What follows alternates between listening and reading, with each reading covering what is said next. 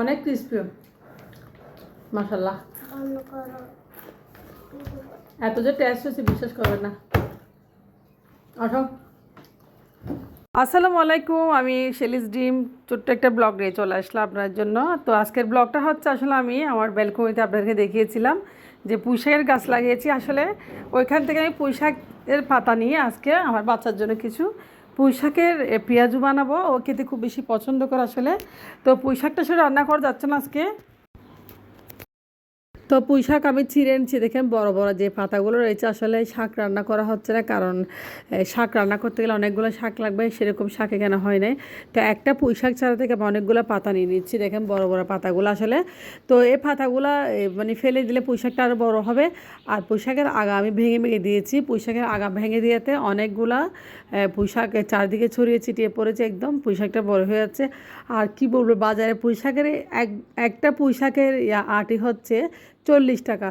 তার মানে বুঝেন পুঁইশাক যে এত পরিমাণে মহামূল্যবান হয়ে গেছে এখন। তো আমি গাছটা লাগিয়ে ফেললাম, দেখেন আমার হাজব্যান্ড আমাকে ভিডিও করতেছে, পাতাগুলো আমি ছিঁড়তেছি আর হাসতেছি।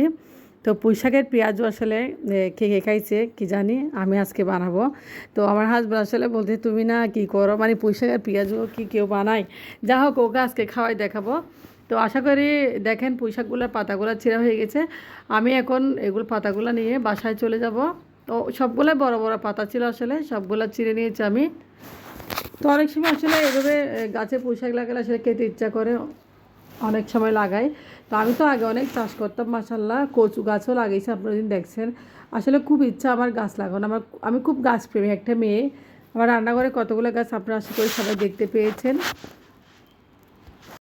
কতগুলা পুঁইশাক পাতা উঠেছি গাছ থেকে একদম। তো এগুলা দিয়ে আজকে বড়া হবে। কি ভয় লাগছে, এদিকে ধুমধাম আসলে বিল্ডিংয়ে, তো মানে বিল্ডিংয়ের কাছে গাছটা অনেক সুন্দর হয়েছে দেখেন। তো আপনাদেরকে দেখিয়েছি খুব ছোট্ট একটা পুঁইশাক গাছ ছিল, গাছটা আসলে অনেক বড় হয়েছে মাশাআল্লাহ। তো এগুলো হচ্ছে গাছের পাতা দিছে আজকে। তো হচ্ছে আজকে পুঁইশাকের পাতা দিয়ে একটা বড়া বানাবো ডাল দিয়ে, আপনাদের সাথে শেয়ার করবো রেসিপিটা। তো চলে আসছি আমি এখন পাতাগুলো নিয়ে আসলাম রান্নাঘরে, এখন কেটে নিব। কত সুন্দর দেখেন পাতাগুলো, তোমরা চাইলে এগুলো দিয়ে ডাল দিয়ে খেতে পারতাম। এই যে পাতাগুলো, তো আমি এদিকে দেখেন ডাল ভিজার দিয়ে রেখেছি, আজকে ডালগুলো দিয়ে বড়া হবে এগুলো দিয়ে। তো দেখেন মুসুরির ডাল দিয়ে বড়া হবে। কে কে খেয়েছেন আমাকে একটু কমেন্টসে জানান। দেখেন এই ডালগুলো আমি ভিজার দিয়েছি, এখন ডালগুলো আমি ভালোভাবে একটু ব্লেন্ড করে নেব। আপনার ছেলে বেসনও ব্যবহার করতে পারেন, তো আমার থেকে ডালে বেশি ভালো লাগে।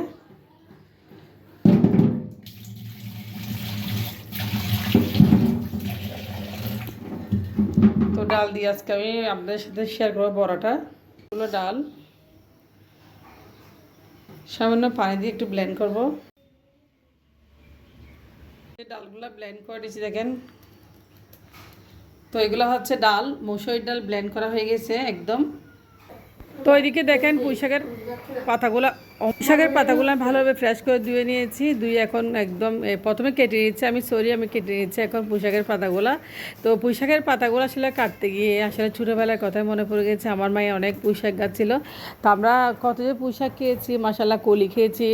আর বর্তমানে পুঁইশাকের যে 50 টাকা একটা আটি, 40-50 টাকা, আপনারা জানেন না, অনেক দাম হয়ে গেছে।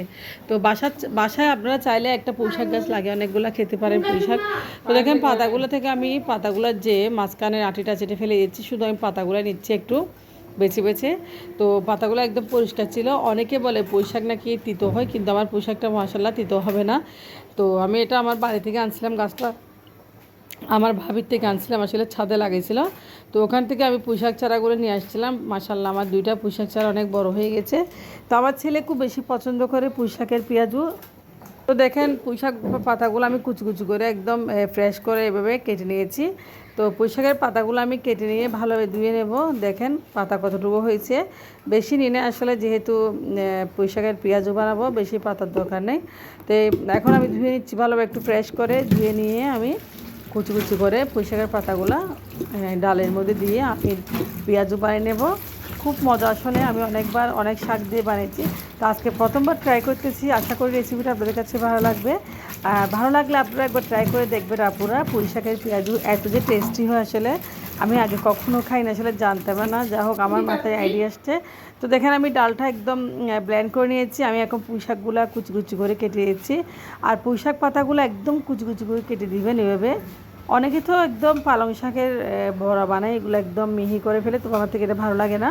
কারণ এভাবে কুচি কুচি করে কেটে দিলে আর পেঁয়াজটা একটু ক্রিস্পি হয়, খেতেও ভালো লাগে, একদম একদম মুচমুচো হয়। তো দেখেন পাতাগুলো আমি কুচি কুচি করে কেটে নিয়েছি, খুব সুন্দর করে যতটুকু পাতা ছিল সবগুলো কেটে নিয়েছি।